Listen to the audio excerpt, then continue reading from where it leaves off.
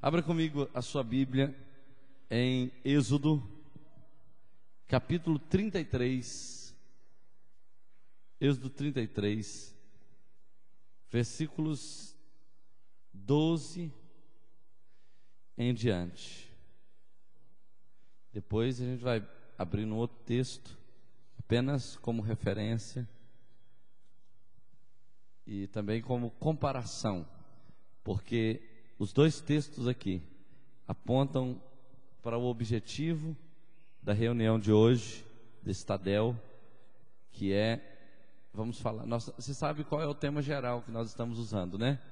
Quem lembra? É um treinamento sobre evangelismo, que eu chamo de Boas Novas. E hoje eu vou falar um pouquinho de sinais e maravilhas. Sinais e maravilhas que devem acompanhar aqueles que proclamam o Evangelho. Você vai perceber que se trata de um assunto da Bíblia, não é um assunto do Novo Testamento. Sinais e maravilhas acompanhavam líderes do Antigo Testamento também, e acompanham aqueles que seguem a Cristo. O tema é sinais e maravilhas. Lembra dessa figura aí? Muito bom. Sinais e maravilhas. Você vai abrir comigo Êxodo 33, versículo 12 em diante, que diz assim: Disse Moisés ao Senhor: Tu me dizes, faze subir este povo, porém não me deste saber a quem has de enviar comigo. Contudo disseste, conheço-te pelo teu nome, também achaste graças aos meus olhos. Agora, pois, se achei graça aos teus olhos, rogo-te que me faças saber neste momento o teu caminho, para que eu te conheça e ache graça aos teus olhos, e considera que esta nação é teu povo. Respondeu-lhe: a minha presença irá contigo, e eu te darei descanso. Então lhe disse Moisés: se a tua presença não vai comigo, não me faças subir deste lugar, pois como se há de saber que achamos graças aos teus olhos,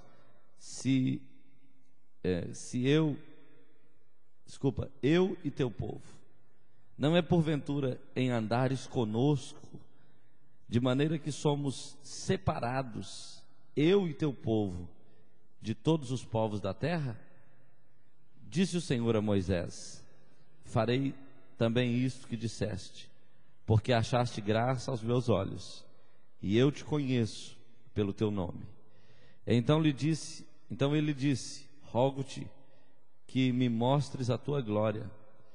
Respondeu-lhe: farei passar toda a minha bondade diante de ti, e te proclamarei o nome do Senhor.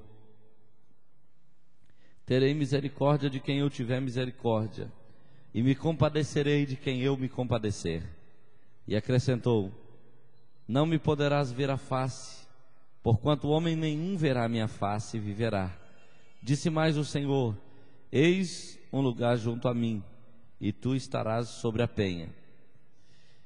Quando passar a minha glória, eu te porei numa fenda da penha, e com a mão te cobrirei, até que eu tenha passado.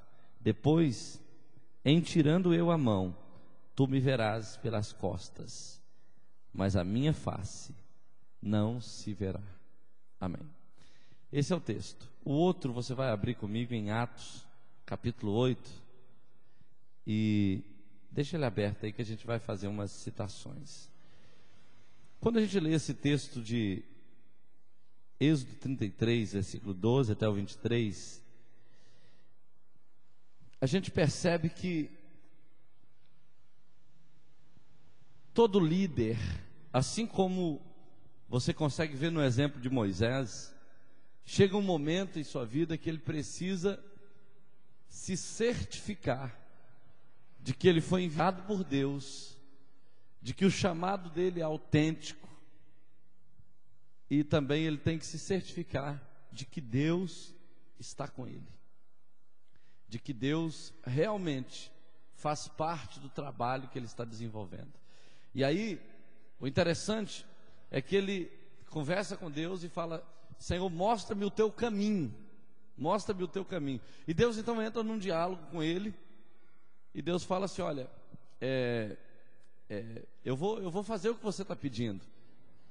E Moisés fala assim: Senhor, porque eu preciso saber o teu caminho, porque a única maneira que os povos vizinhos têm como saber que o Senhor nos enviou é pelo fato do Senhor andar conosco. Se o Senhor não anda conosco, então nós não somos enviados do Senhor. Então, como as pessoas lá fora vão saber que Deus me enviou, que Deus é poderoso, que Deus realmente está comigo? Como as pessoas vão saber que o meu ministério é autêntico? Quando eles perceberem que Deus está comigo. Eu orei e aconteceu alguma coisa, eu falei e aconteceu alguma coisa, eu entrei num propósito com Deus e Deus fez algo. Então eles vão falar: não, Deus realmente é com fulano de tal, porque, né, ele tem resultados. E aí você vai abrir em Atos capítulo 8 e vai perceber nos versículos de 5 a 8. Depois a gente pode abordar todo o capítulo 8 de Atos, mas do 5 a 8 você vai ver o seguinte: olha só. Filipe, descendo a cidade de Samaria, anunciava-lhes a Cristo. Só um pouquinho. Quem se lembra quem era Filipe? Quem se lembra? Filipe era um apóstolo? Um dos 12? Quem era? Filipe era um diácono. Ele não era pregador, não era pastor, não era missionário, não era evangelista, não era apóstolo. Ele era uma pessoa que se converteu e que veio a ser diácono da igreja. E diácono naqueles dias tinha uma função principal de cuidar da mesa das viúvas e dos órfãos e da mesa do pastor, dos apóstolos. Eles trabalhavam na assistência da igreja.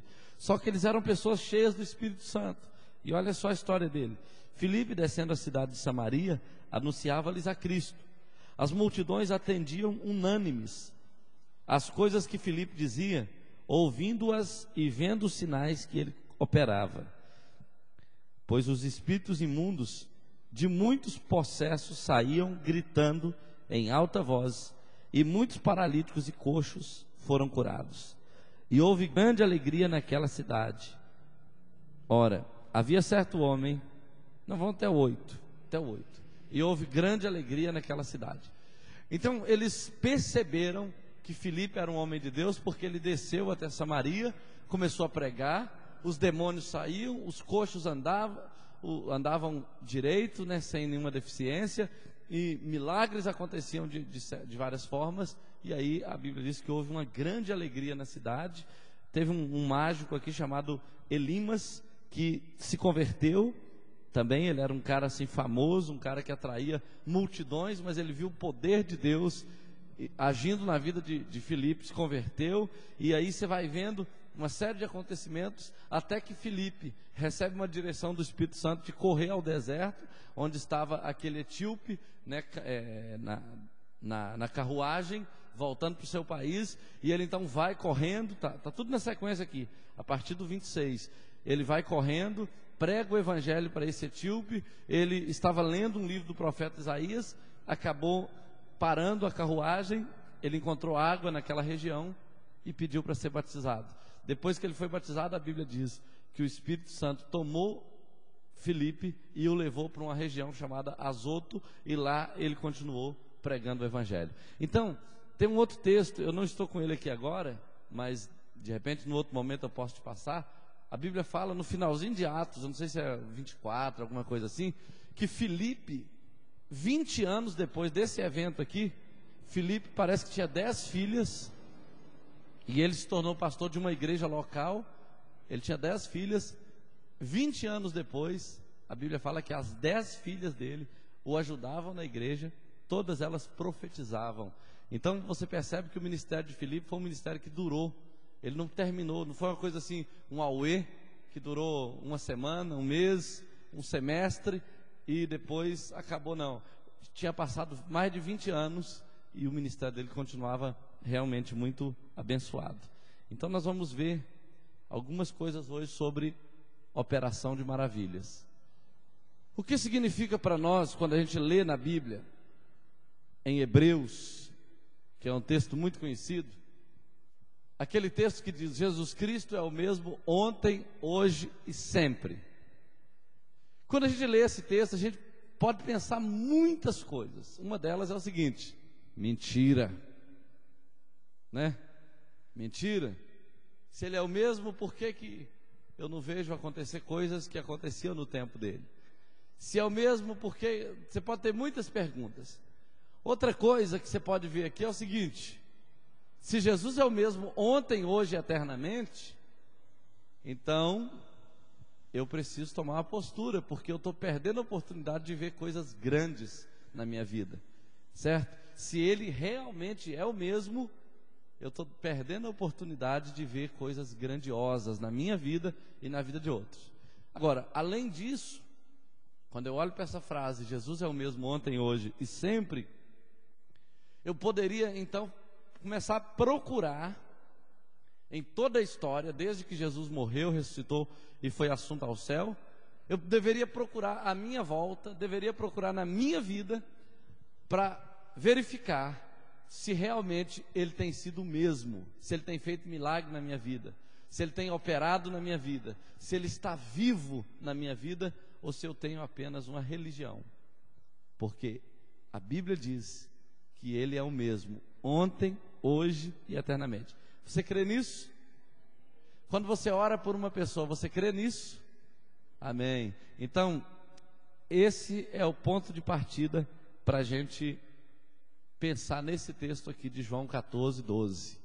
Jesus é o mesmo ontem, hoje e sempre, amém? Ele diz em João 14, 12: se alguém crê em mim, fará as obras que eu faço, e obras maiores fará, porque eu vou para o Pai. Ele disse isso quando ele estava aqui na terra, e agora essa palavra dele é para nós um estímulo, uma vez que ele é o mesmo ontem, hoje e sempre. Então eu tenho que começar a buscar a experiência de obras maiores. Nós precisamos buscar obras maiores do que aquelas que nós vimos lá, coisas novas, coisas sobrenaturais, porque se eu for um canal adequado, a glória de Deus vai fluir e obras maiores acontecerão na minha vida e na sua vida. Quando a gente lê a Bíblia, algumas perguntas vêm à nossa mente.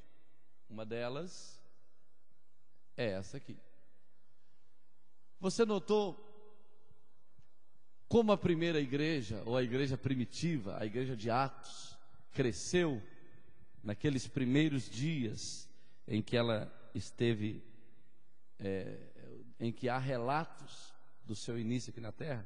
Quem já parou para ler o livro de Atos todo? Quem já leu o livro de Atos todo? Você já leu o livro de Atos todo alguma vez? Já temos algumas pessoas aqui. A gente precisa... A gente precisa ler o livro de Atos.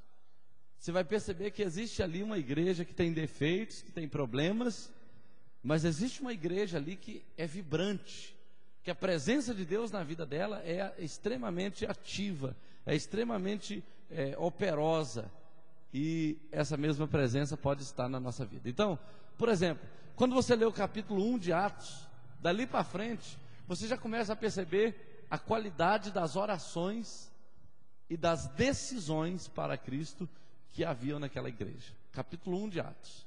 Você vai ver que a igreja estava orando, durante 10 dias a igreja esteve orando, sem parar. E no capítulo 2 vem o Pentecostes. Então você começa a ver que a igreja começou do jeito certo, ela começou pagando o preço de oração. Você vai ver uma quantidade de 3.000 que começaram a acreditar em Jesus e se tornaram cristãos na primeira mensagem oficialmente pregada pelo apóstolo Pedro depois de Pentecostes. 3.000 pessoas se converteram. A igreja orou, o Espírito Santo veio e respaldou o ministério, a palavra que foi pregada. Eu fico pensando nisso aqui. Talvez se Pedro sozinho tivesse orado 10 dias, o resultado teria sido um pouco diferente. Na verdade, a Bíblia diz que a igreja orava junta. A gente percebeu isso no encontro esse final de semana, quando todo mundo começou a orar, quando todo mundo começou a pagar um preço de oração, a gente começou a ver os resultados acontecendo lá no encontro, na vida das pessoas, na vida dos encontreiros. As coisas começaram a fluir de uma maneira mais intensa, porque todos oravam. Então, capítulo 2 de Atos, você vai ver o resultado. O Espírito Santo veio e as pessoas se converteram. No capítulo 2, do 42 ao 47, que é um texto muito abordado nas mensagens aí, que se fala de igreja primitiva, você vai ver o estilo de vida daquele povo.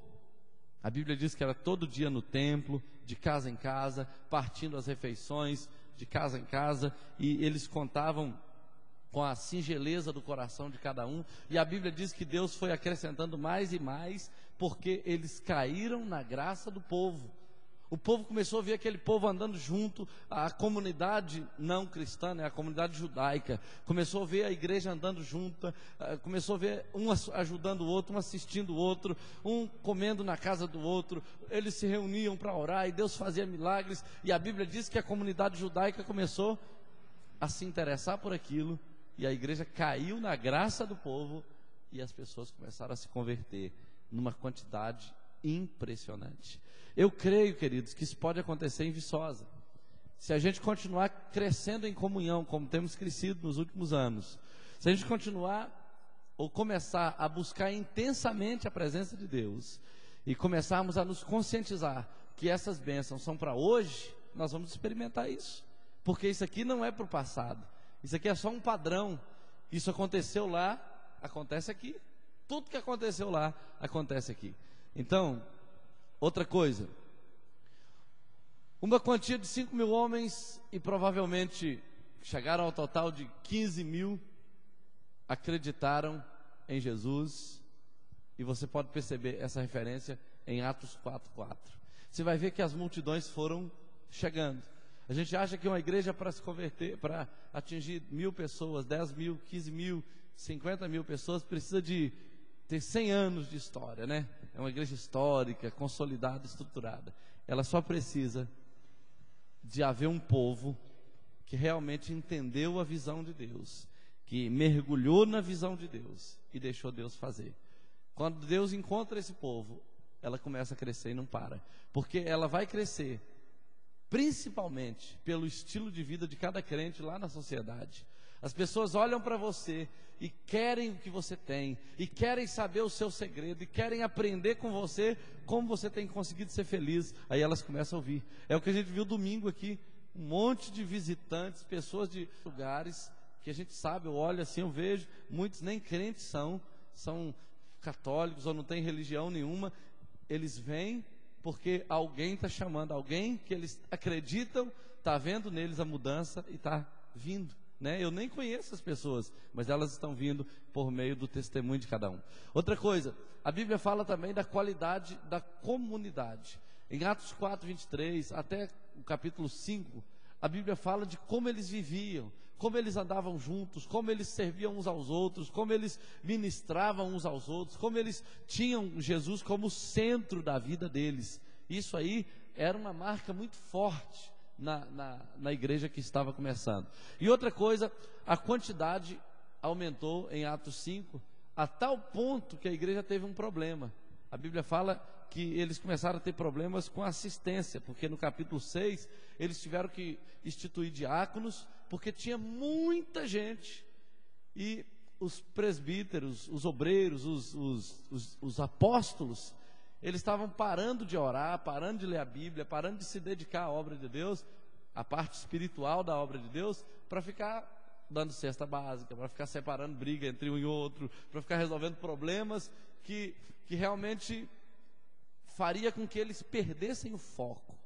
Isso é muito, muito, muito complicado, porque a gente que está na frente da igreja, tem hora que tem que se isolar para pagar um preço de oração, para jejuar, para buscar Deus, para que Deus dê direção, para que Deus dê palavras que orientem a igreja. Aí quando a gente começa a fazer isso, o telefone toca, o e-mail chega, o celular vibra, e não sei quem bate na porta e tal, e aí tudo isso, claro, as pessoas têm as necessidades delas e a gente atende com muito amor e carinho, mas tem hora que, se a gente não lembrar que não é por força e nem por violência, mas é pelo Espírito de Deus, a gente vai querer resolver todos os problemas das pessoas sem bater um papo com Deus, para Ele mostrar como é que se resolve as coisas. Moisés falou o seguinte para Deus: olha, Senhor,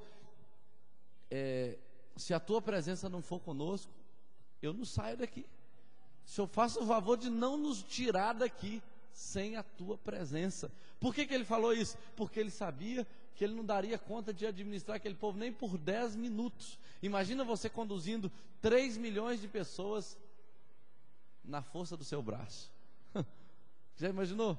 Bastava 50 chegarem com um problema ao mesmo tempo e a vida dele estava complicada. Um matava o outro estuprou não sei quem, o outro pegou o bode do outro, um roubou o camelo não sei de quem, acabou a vida do Moisés. Então ele precisava estar debaixo da unção de Deus, porque ele falava, ele dava direção. Se o povo não atendesse, Deus ia lá e executava uma decisão qualquer lá, e aí todo mundo ficava na linha direitinho. Falava, vamos mexer com Moisés não, porque ele fala e o negócio acontece, né? Então a gente precisa realmente da unção de Deus. Quem está na liderança de célula, num grau também um pouco menor, porque querendo ou não a carga está nas costas do pastor, mas quem está na liderança da célula precisa saber que não é na força, que não é na violência, é no poder do Espírito Santo. Nós vamos crescer muito, queridos, a hora que a gente aprender a levar o problema dos discípulos para a oração, a levar os discípulos para a oração, a levar a célula para a oração e apresentar a Deus aquela luta que cada um está passando. A hora que a gente começar a gerar isso no nosso coração, então você vai começar a ver coisas acontecendo. Talvez o discípulo chegue para o líder e fale assim: João Batista, meu filho, rapaz, você é uma bênção, você me ajudou muito aquele dia. Aí lá no seu coração você sabe que na verdade quem ajudou ele foi Deus. Você só foi um canal para levar o problema dele até Deus e resolver a situação. Então é isso que Deus quer que a gente aprenda. Deus não quer que a gente faça o papel de Deus. O nosso papel é o papel de facilitador, mas quem vai agir, quem vai operar, quem vai fazer sinais e maravilhas é Deus. Eu penso que uma das razões pelas quais a gente vê poucos sinais e maravilhas hoje é porque a gente tenta fazer os sinais e maravilhas. Não é não? Vou ajudar fulano de tal, vou resolver o problema de não sei quem, agora eu estou ocupado resolvendo não sei o que lá. Aí Deus fala assim, ó, não vai acontecer nada, e eu não vou poder fazer nada, porque tem gente aí querendo fazer sinais e maravilhas. Então quem faz o sinal é o Senhor, quando Ele é chamado. Aumentou em quantidade, e também a igreja se organizou, formando uma liderança que atendesse às necessidades da igreja. E aí as quantidades continuaram crescendo. É muito interessante que você cresce e aumenta os problemas. Aí você precisa se organizar para resolver os problemas. Se organiza, cresce mais ainda. Aí aumenta os problemas. Aí você se organiza de novo, cresce outra vez. Aí surgem muitos problemas. Aí se você se organiza, cresce mais ainda. Então a gente não pode esquecer disso. Às vezes você começa a orar e Deus começa a trazer problemas, né? Cada alma daquela que entra ali é um novo problema para nós resolvermos. Não é não? É um casamento destruído, é uma pessoa com problema de saúde, financeiro, psicológico. Aí a gente fala, não, Senhor, isso aqui só manda lá para a Assembleia de Deus, manda lá para outra Batista, manda só gente boa para nós. Aí não vai chegar ninguém, porque as pessoas vêm com os problemas delas, para a gente encontrar uma solução em Deus para elas. E aí quando a gente encontra, elas ficam e ganham outras, né? Na verdade é assim que funciona. Então, prosseguindo, como isso aconteceu entre um povo tão oprimido e ignorante? Quando você olha para a igreja primitiva, aquele povo cheio do Espírito Santo, que tudo que eles oravam, Deus fazia, até o lugar onde eles estavam tremia. Você fala, aquele povo era mais crente do que eu. Mas não era não. Aquele povo era um bando de incrédulos, que gritaram, alguns deles até gritaram lá na crucificação, crucificam, crucificam. Era um povo que não tinha entendido nada. Jesus falou que ia ressuscitar ao terceiro dia, ninguém acreditou nisso. Teve um até que falou que só acreditava se enfiasse o dedo no buraco da mão dele. Olha o nível de crente que era aquele povo, né? Os discípulos, que eram os cabeças, todos fugiram, exceto João, né?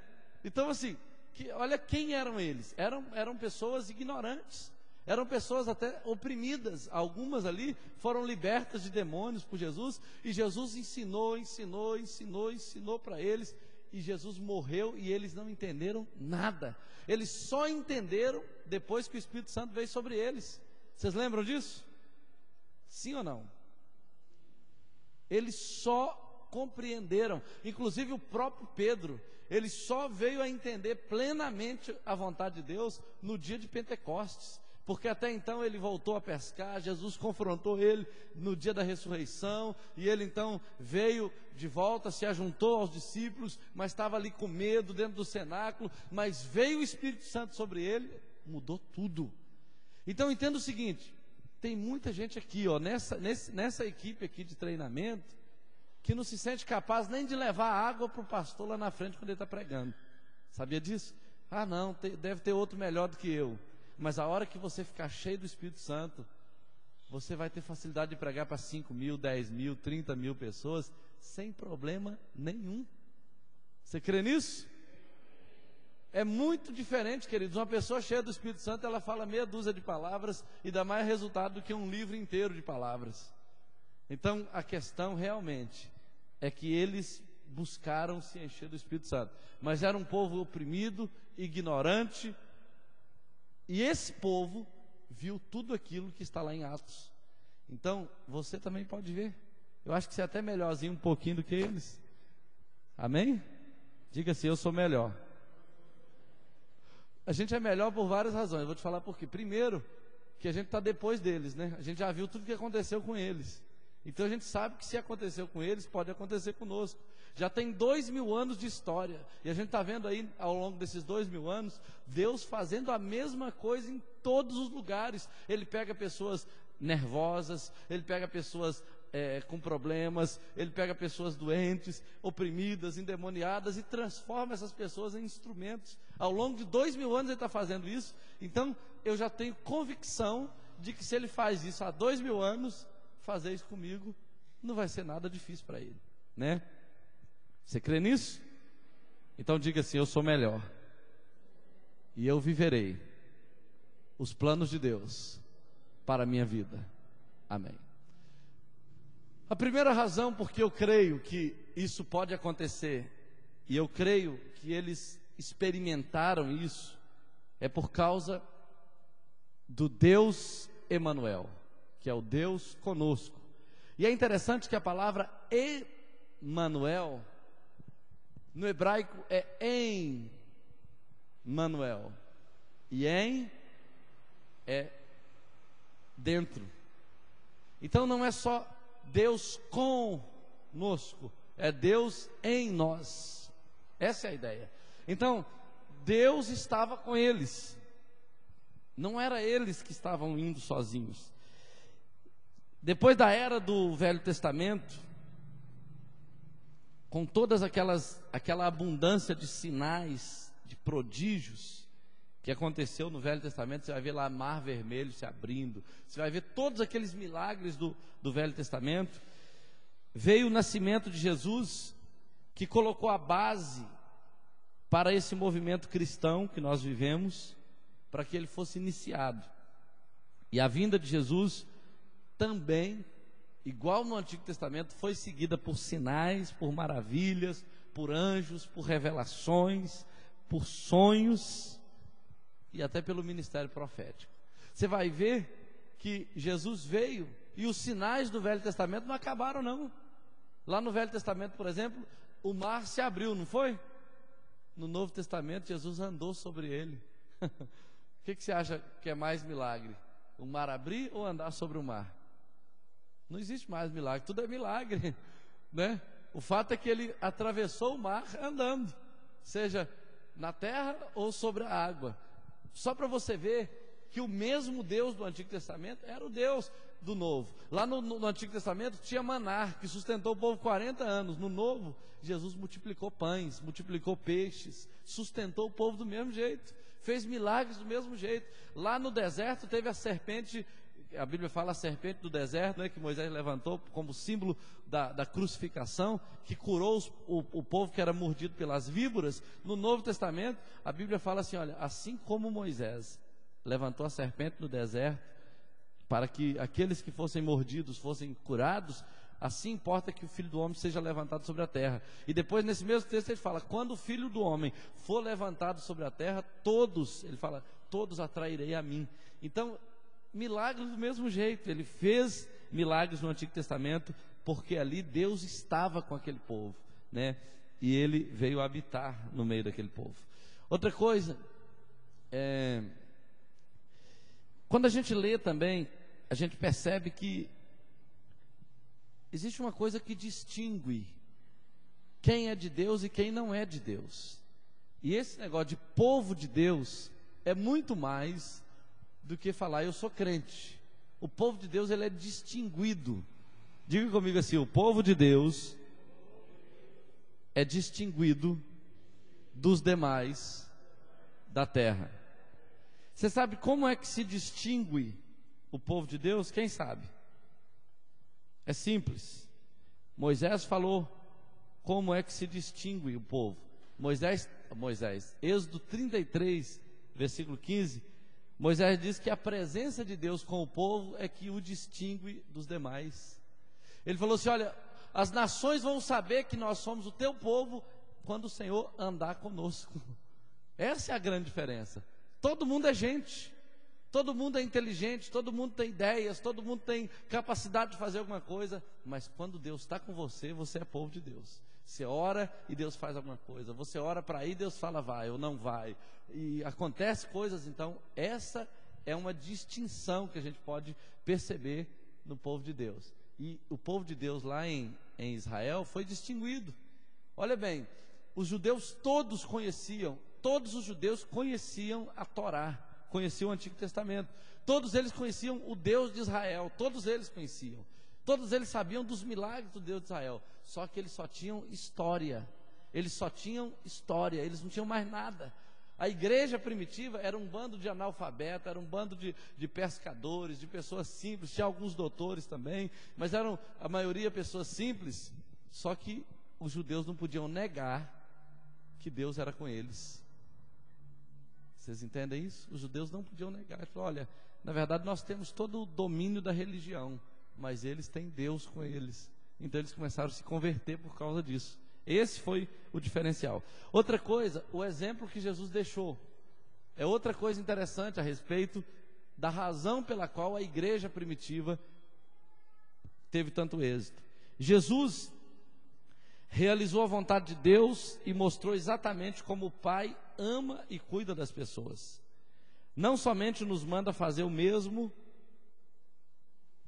que Ele fez, mas Ele nos manda fazer coisas maiores. Você sabe que quando Jesus fala assim, olha, João 14, quanto que eu falei? 12, né? 14, 12. Jesus fala assim, coisas maiores farás. Ele não está dizendo apenas assim, olha, vocês podem fazer coisas maiores. Isso tem a ver com o desejo dele, com a vontade dele. Se você está servindo a ele, se disponha, porque Deus fala assim, olha, eu estou te preparando para fazer coisas maiores. Você não vai fazer coisas menores e nem apenas coisas iguais. Você está sendo chamado para fazer coisas maiores. Isso não é legal? É desafiador, mas é bom. Então, coisas maiores. Eu quero fazer coisas maiores. Quem vai fazer coisas maiores em nome de Jesus? Amém. Sabe, a gente precisa entender da maneira mais simples possível o que Deus está querendo com isso. E eu creio que eu vou tentar, e eu creio que eu vou conseguir te explicar da maneira simples o que é coisas maiores, ou o que são coisas maiores. O que Jesus fez? Vamos ver algumas coisas que Jesus fez. Eu vou citar, se você quiser anotar aí, depois eu vou citar umas coisinhas. Por exemplo, Jesus fez curas, né? Muitas curas. E aí nós vamos ver que Toda vez, olha na Bíblia, estuda a Bíblia com carinho que você vai ver isso.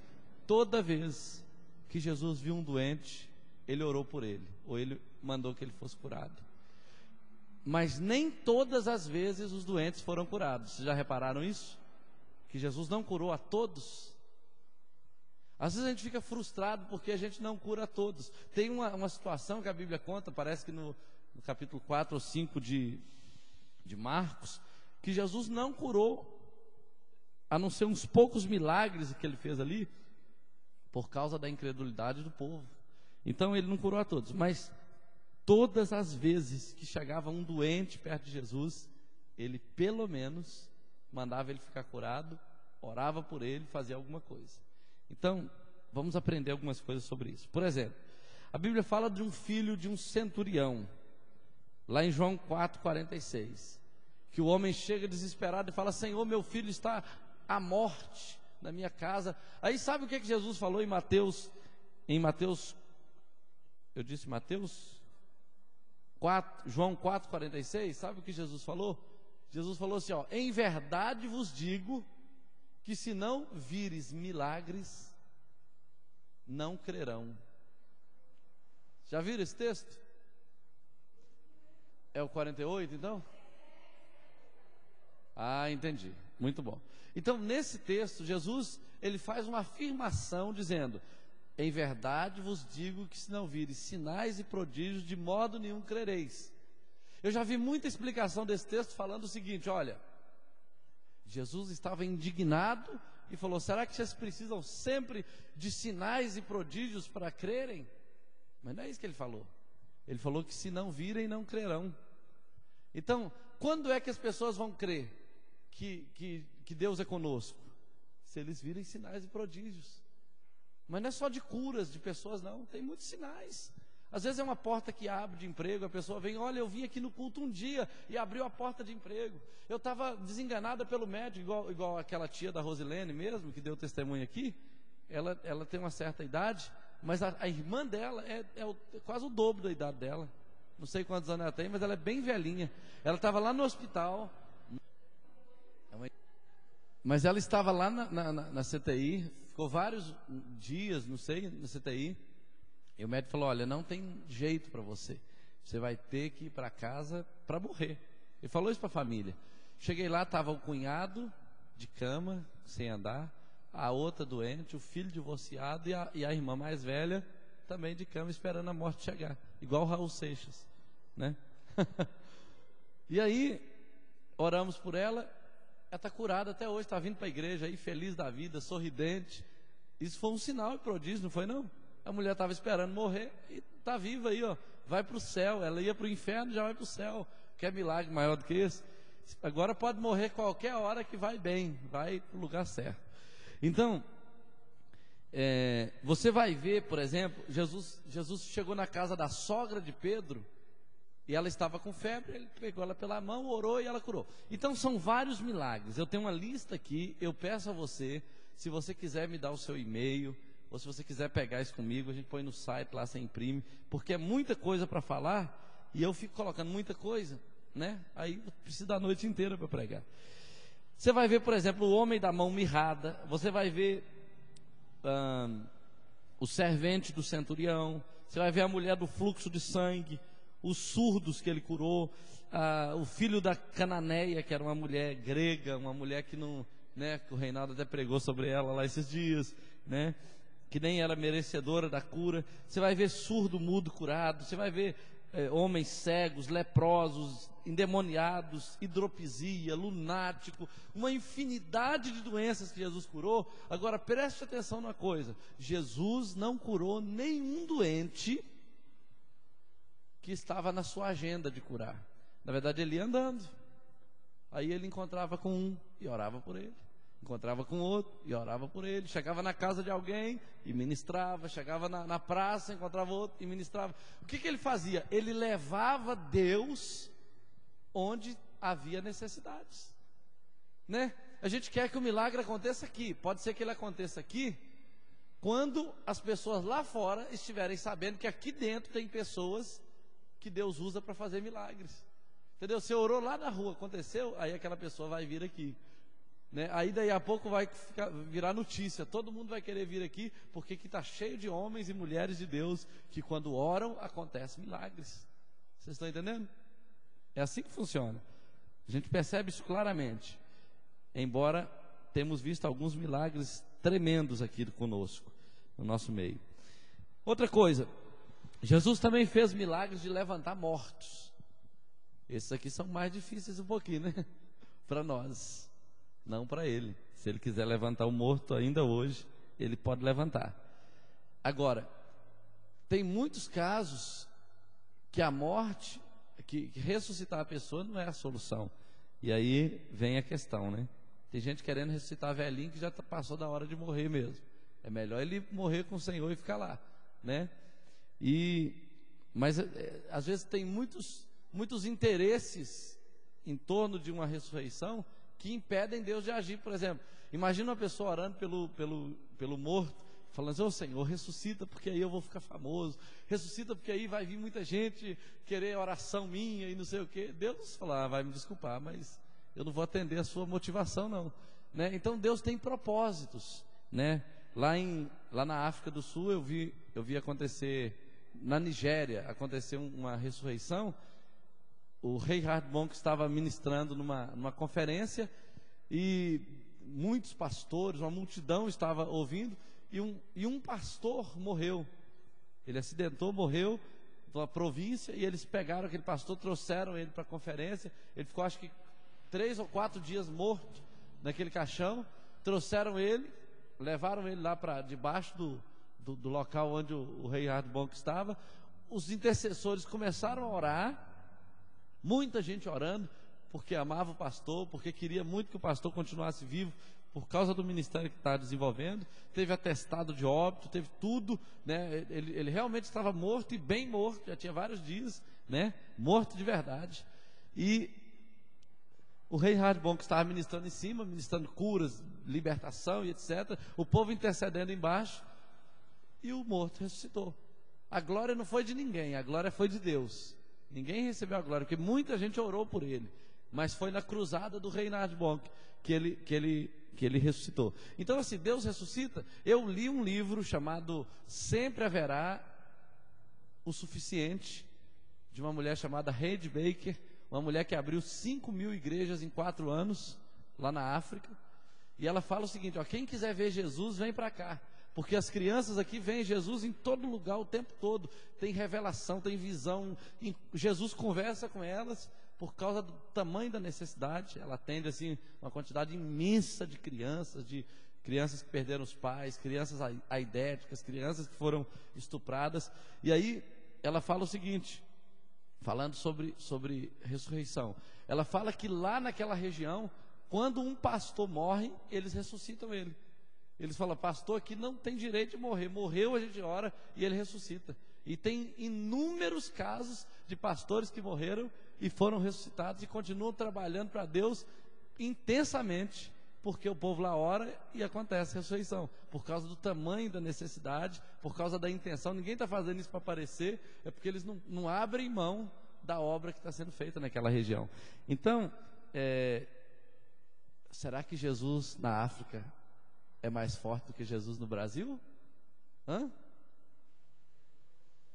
A fé é que pode estar diferente, a disposição do coração nosso é que pode estar diferente, né? Quando você chega num país onde não tem médico, onde não tem hospital, onde não tem remédio, onde não tem nem lei muitas vezes, né? As criancinhas sendo estupradas, perdeu pai e mãe para AIDS ou para guerra ou não sei o quê. Então, quando você vê um tamanho de necessidade dessa, você vai buscar quem? Você vai buscar o Todo-Poderoso, né? Eu me lembro de uma experiência que ela conta, que a consuleza da África, dos Estados Unidos na África, foi visitá-la, que elas eram amigas, e levou um bolo, uma bandeja de bolo para eles tomarem um café junto. Aí ela foi lá recebê-la na porta e tal. Eu trouxe para você, para a gente tomar um café junto. Ela falou: que bom, muito obrigado e tal. Aí ela falou: só que você vai ter que compartilhar esse bolo com os meus filhos. E ela nem sabia que ela tinha filhos, né? E eu falei: tudo bem, eu acho que dá sim, não é muito. Aí ela foi lá: então vem comigo. Abriu uma porta lá que dava para um terreno enorme, Tinha mais de 600 crianças que ela tinha adotado. E aí a mulher disse que a mulher ficou até branca assim, ela já era branquela, né? Ficou sem saber o que fazer, se mostrava o bolo ou não.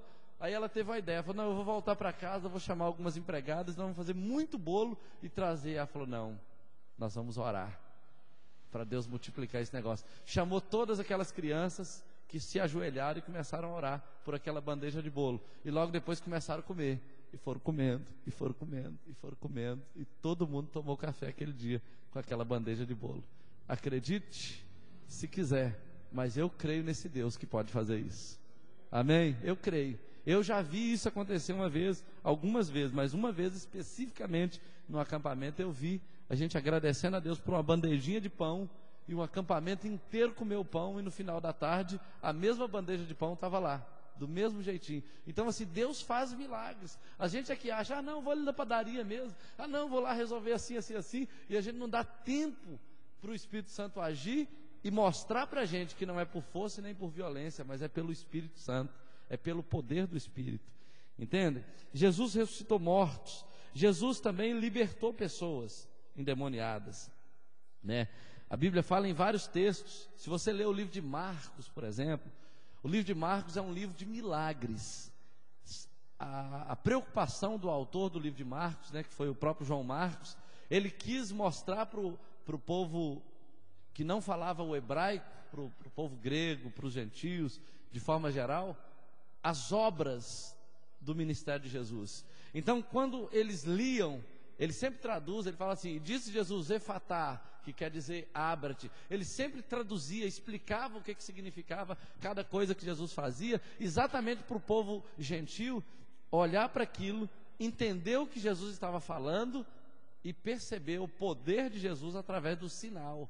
Aí alguém olhava, mas Jesus faz isso mesmo? Jesus ressuscitou então essa menina? Jesus curou essa mulher do fluxo de sangue? Jesus libertou esse gadareno e tal? Aí, quando eles viam a situação parecida, eles pediam, Jesus, faça isso que o Senhor fez lá naquela situação. E aí eles viam o milagre e falavam, Jesus realmente é poderoso, Jesus realmente é capaz. Então, a Bíblia fala de milagres sobrenaturais, como aquele primeiro que eu te mostrei aqui, Jesus acalmando a tempestade, Jesus andando sobre as águas, Jesus amaldiçoando a figueira e a figueira murchando, apacentando os seus discípulos. Ele fez muitas coisas assim que marcaram a vida deles, e eles não podiam negar que Jesus é poderoso. Vocês estão conseguindo compreender a direção que eu estou conduzindo? Muito bom. Então, Jesus fez isso, e não é só porque ele era Deus que ele fez isso, queridos. Jesus, ele não veio à terra como Deus. A Bíblia diz que ele, sendo Deus, ele não tomou como usurpação o ser igual a Deus, mas se esvaziou, se humilhou até a morte, porque Deus não pode morrer. Então isso é uma evidência de que ele não veio como Deus. Embora ele fosse 100% Deus e 100% homem, ele veio como homem. E aí ele se encheu do Espírito Santo no nível máximo que se possa encher. E aí a gente vê em Jesus o que pode acontecer com alguém que está cheio do Espírito Santo. Pensa bem, esse Jesus aqui que você está ouvindo eu te falar dele, se Jesus quisesse falar assim, vai ter um tremor de terra aqui agora, teria. Se Jesus falasse, vou parar o sol para vocês verem, igual Josué parou lá no Antigo Testamento, agora eu vou brincar com ele. Jesus tinha poder para fazer isso. Ele não fez, porque o objetivo dele não era fazer graça. Ele podia pular do pináculo do templo, igual o diabo falou, e podia descer rindo, ou descer igual uma pluma, né? Tranquilo. Ele podia fazer o que ele quisesse, mas ele não veio aqui para fazer graça. Ele não veio para fazer sensacionalismo. Ele veio com um propósito muito claro, e o propósito dele era manifestar o amor de Deus, o projeto salvífico da sua morte e ressurreição. Então, tem gente chegando ali. Veja bem, você vai ver milagres de provisão também. A gente precisa desses milagres todos que eu estou falando aqui hoje. O que vocês acham? Precisa, não precisa? Agora, provisão. Jesus transforma a água em vinho. Jesus abençoa a pesca dos discípulos que estavam lá a noite toda e não pegaram nada. Ele falou: joga do outro lado, e aí pegaram uma grande quantidade de peixe. Jesus alimentou 5.000, depois alimentou 4.000 pessoas. Ele proveu dinheiro para o imposto. O que eu quero dizer com isso? Jesus é o mesmo ontem, hoje e eternamente. Eu posso entender que Jesus pode ainda transformar água em vinho, não literalmente, necessariamente ele não precisa fazer isso. Mas, por exemplo, aquela água suja das purificações que os judeus usavam, que você sabe que o contexto é esse. Os judeus vinham para uma festa de casamento de longas distâncias montado no camelo. Pensa bem na situação. Camelo, e a sua roupa e seu corpo vai suando, e você vai andando, né? Aí você para, desce, pega numa coisa suja, você vai ao banheiro, né, no meio do mato, usa lá os instrumentos normais e tal, e velho. Depois de vários dias de viagem, você chega lá. Então, em cada porta daquelas casas tinha uma talha de água, uma talha d'água. Os judeus entravam e lavavam as mãos. E a Bíblia conta que a história conta, a cultura judaica conta, que eles faziam isso várias vezes durante a festa. Eles sempre lavavam as mãos. Eles tanto faziam isso que eles se implicaram com os discípulos de Jesus, que comiam sem lavar as mãos. Porque eles conversavam um pouquinho, tocavam em um e outro, ia lá e lavava as mãos. Lavava as mãos. Depois ia lá, conversava, pegava uma coisa e tal, lavava as mãos de novo. Lá para o final da festa, você já imagina a cor da água, né? Acaba o vinho, Jesus vai lá e transforma aquela água em vinho. Olha a cara da Gisele. Foi aquela água que ele transformou em vinho. Então o que significa isso? Ao longo da sua caminhada, vamos imaginar de um casamento, que foi o contexto ali. Aquela festa que foi o início do casamento, aquela água limpinha, ela vai se sujando, a coisa vai ficando feia, complicada, e aí precisa de um milagre. Jesus está lá para transformar aquela água suja no melhor vinho, e o vinho é o símbolo da alegria. Então vocês estão entendendo? Jesus pode fazer isso hoje, ele tem feito isso aos montes aí, em todos os lugares. Jesus proveu aqueles peixes para a pescaria, e ele também provê. Peixe fala de almas, ele envia as almas para a igreja. Peixe fala de prosperidade, de abundância, ele pode fazer isso. Jesus alimentou 5.000, 4.000.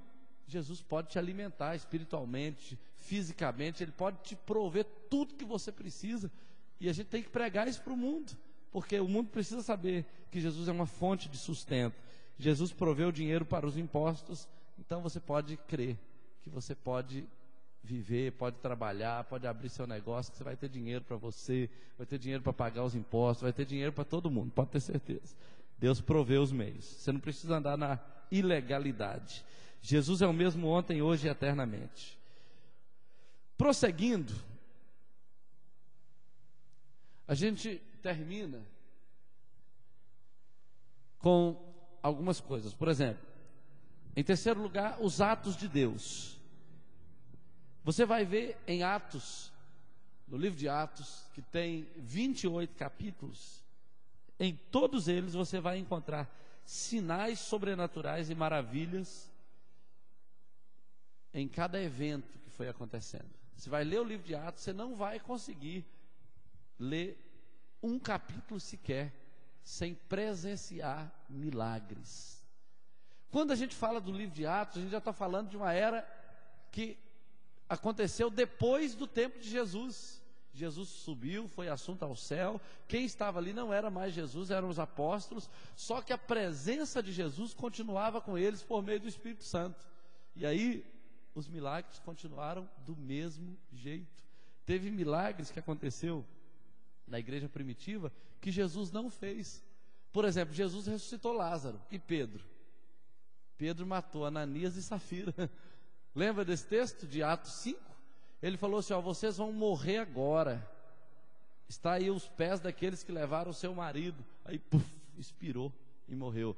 Jesus não fez isso, mas ele abriu a boca, ele estava tão cheio do Espírito Santo que aconteceu exatamente aquilo que ele disse. Então Jesus falou: coisas maiores vocês farão. Mas você vai ver coisas positivas também. Por exemplo, a sombra de Pedro curava, a sombra de Jesus não curava. mas a sombra de Pedro curava, né? Por exemplo, eles oraram e tremeu o lugar onde eles estavam. Jesus nunca tremeu lugar nenhum enquanto ele orou, mas eles oraram e tremeu o lugar onde estavam. Coisas maiores aconteceram. Por exemplo, Pedro ganhou 3.000, depois ganhou 5.000 pessoas para Cristo. Paulo espalhou o evangelho por todo o mundo presente naquela época. Jesus não espalhou o evangelho para o mundo todo, ele só treinou aquele grupinho ali. Jesus nunca saiu de Jerusalém, queridos, como homem, ele nunca saiu de Jerusalém. Jesus ficou ali naquela regiãozinha ali, ficou por perto ali, foi na Galiléia e tal. Ele sempre ficou ali nos territórios de Israel, nunca desceu, só foi ao Egito, né, na verdade, quando era criança, naquela fuga, mas no ministério dele, ele se limitou às regiões ali de Israel, mas o ministério dele não para de crescer até hoje. Ele continua em crescimento e não vai parar mesmo. Qualquer multinacional aí está passível de falir, mas a igreja dele, ele diz que as portas do inferno não prevalecerão contra ela jamais. Então, você vai ver aparições de Jesus no livro de Atos, ele aparece. Você vai ver manifestações do Espírito Santo, visitas de anjos. Vocês vão ver palavras audíveis de Deus, Deus falando por meio de profetas, de sonhos, usando pessoas em idiomas diferentes, visões. Teve uma pessoa que teve um transe, né? Pedro teve transe, que ele se desconectou da terra e entrou numa dimensão espiritual. Você vai ver Paulo também, que diz que foi levado até o terceiro céu. Você vai ver João. São vários exemplos de pessoas que tiveram experiências assim. E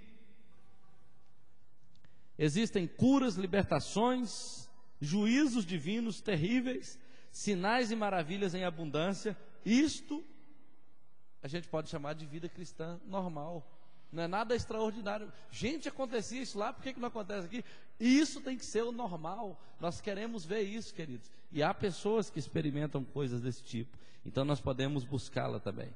Quando você passa para as epístolas, você vai ver nas epístolas, por exemplo, Paulo presenciando sinais, milagres. Você vai ver lá no livro de Romanos, Gálatas, Timóteo. Um testemunho semelhante, porém, de outro autor, pode-se ver em Hebreus 2,4. Depois, se você quiser ir anotando aí, depois eu te passo o texto. Pedro e Tiago foram convencidos do poder da cura. Pedro fala, Tiago fala que a oração da fé pode muito por seus efeitos. Eles falam do poder da unção que produz cura. Então, tudo isso você vai ver nas epístolas. E em torno do ano 400 depois de Cristo, Agostinho, Santo Agostinho, né, um dos pais da igreja,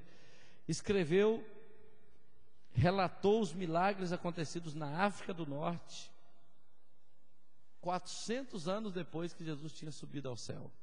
Então, lá na África do Norte estavam acontecendo milagres. É claro que a gente sabe que é no mundo inteiro que está acontecendo milagre, mas naqueles dias era notícia. Eles falaram, gente, aquilo que Jesus fazia está acontecendo aqui na África, está acontecendo na Ásia, está acontecendo na Espanha, na Europa em geral, está acontecendo, né, na Galiléia, para todos os lugares, porque Jesus é o mesmo ontem, hoje e sempre.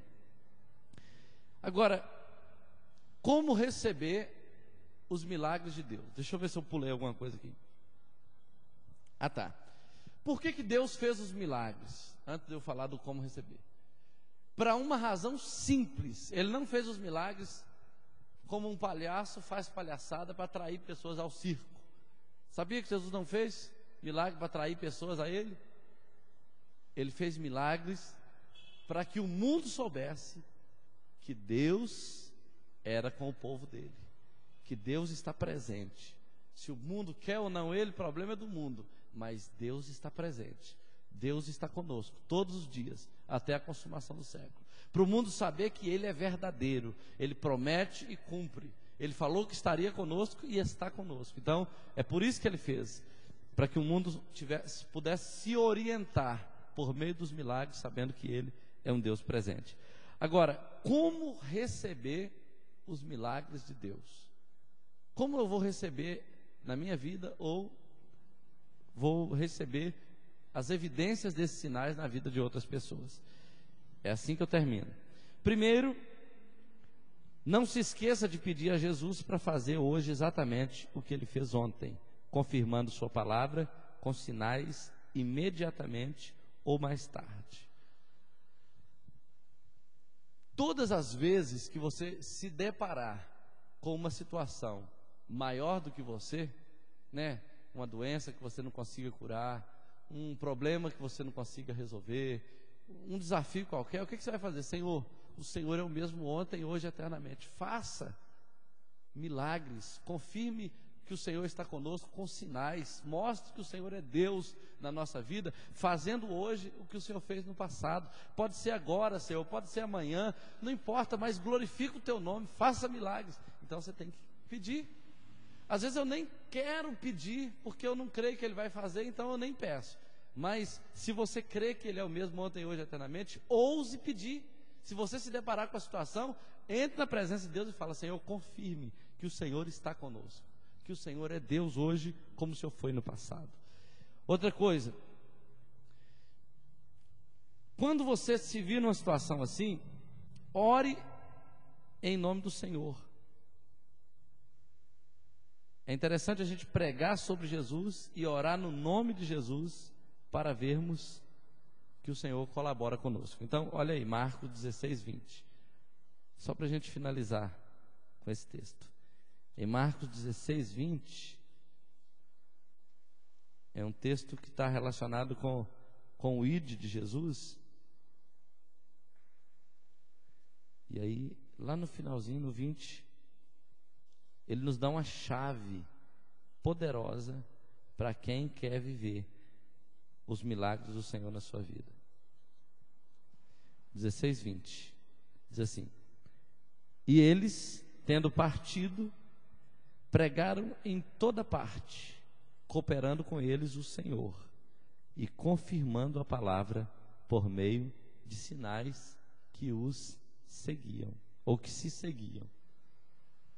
Consegue ver a simplicidade desse texto? Olha só, e eles tendo partido, vamos pensar assim, e nós tendo partido, nós partimos, né? Cada um para a sua célula, cada um para o seu trabalho diário, tendo partido, pregaram em toda parte. Quer dizer, onde você tiver oportunidade, você prega, né? Pregaram em toda parte, cooperando com eles o Senhor, tá vendo? Você vai pregar, o Senhor vai cooperar com você. Você não vai sozinho, você não está sozinho, Ele vai cooperar com você. E confirmando a palavra por meio de sinais que se seguiam. É assim que funciona. Então você tendo ido, pregue. Aí o Senhor coopera com você. Coopera e confirma a palavra que você está pregando por meio dos sinais que se seguirão. Não existe nada mais poderoso e mais simples do que isso. Eu tenho experimentado isso de muitas maneiras. Às vezes eu esqueço, honestamente, que Jesus cura, que Jesus faz milagres, que Jesus abre portas. Eu esqueço. Às vezes estou conversando com alguém e, pois é, que coisa, né? Que dificuldade, meu Deus. Vamos estar orando, né? Para Deus te abençoar e tal. Aí vou para cá, Senhor, abençoa o fulano de tal lá. Mas parece que é aquela coisa assim que nem é para resolver o problema da pessoa. Mas aí tem dia que parece que a anteninha da gente está mais ligada, né? A pessoa fala: não, nós vamos orar agora, em nome de Jesus você vai ver, Deus vai fazer. Aí você vai para casa, daí a pouco o telefone toca, ó, Deus fez, Deus agiu, Deus operou. Então a gente tem que lembrar que Deus coopera conosco quando nós pregamos a palavra, quando saímos em toda parte. Então, se você for lá e falar assim: não, vamos lá para a igreja, porque lá tem um pastor legal, lá tem um ministério de louvor legal e tal, Deus não vai confirmar isso, porque isso não é a palavra dele. Entendeu? Mas, por exemplo, vamos que uma pessoa está passando uma luta muito grande no negócio, na empresa dele. Aí você fala assim: olha, teve uma época que os discípulos passaram a noite inteira, eles tinham um negócio de pesca, passaram a noite inteira tentando pegar um peixe e não conseguiam pegar nada. E olha que eles eram experientes, eles entendiam tudo de pescaria, de rede, de peixe, de mar, de corrente marítima, de vento, entendia tudo. Eles sabiam que tinha peixe naquele lugar, mas por alguma razão eles não pegavam. Aí Jesus chegou e falou: lance a rede do outro lado. E eles lançaram e pegaram tanto peixe que o barco quase se afundou. Aí você fala, eu creio que Jesus está vivo ainda hoje, e Ele vai te dar capacidade, sabedoria para lançar a rede no lugar certo, e você vai ter tanta prosperidade, tanta abundância, que você não vai dar nem conta de segurar tudo que Deus vai te dar. Aí Jesus vai confirmar essa palavra, porque isso é a palavra dele. Amém? Você crê nisso? Então a gente tem que fazer isso. Uma pessoa está doente. Olha, eu conheci a história de uma mulher que tinha um fluxo de sangue, ficou 12 anos, aí você vai lá e conta para ele. Jesus vai fazer isso, porque Ele é o mesmo ontem, hoje, eternamente. Ele confirma a palavra dele, né? E aí, queridos, a gente começa a ver os sinais nos seguindo, e a gente começa então a ver coisas maiores até do que aquelas que Jesus fez lá no tempo que Ele exerceu o ministério na terra.